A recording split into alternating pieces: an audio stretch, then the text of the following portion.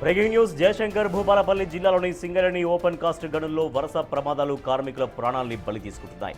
తాజాగా open cast 2 గనిలో grader వాహనం ఢీకొన్న ప్రమాదంలో ఎస్వి ఇంజనీరింగ్ కంపెనీకి చెందిన సైట్ ఇన్ఛార్జ్ సిహెచ్ శ్రీహరి అక్కడికక్కడే మృతి చెందారు.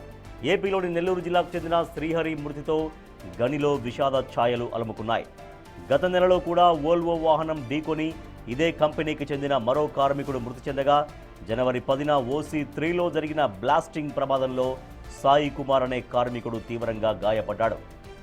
ఇలా వరుసగా ప్రాణాపాయ సంఘటనలు జరుగుతున్న ఎస్వి ఇంజనీరింగ్ కన్స్ట్రక్షన్ కంపెనీ యాజమాన్యం కార్మికుల రక్షణపై తీవ్ర నిర్లక్ష్యం వహిస్తోందని ఆరోపణలు వెల్లువెత్తుతున్నాయి.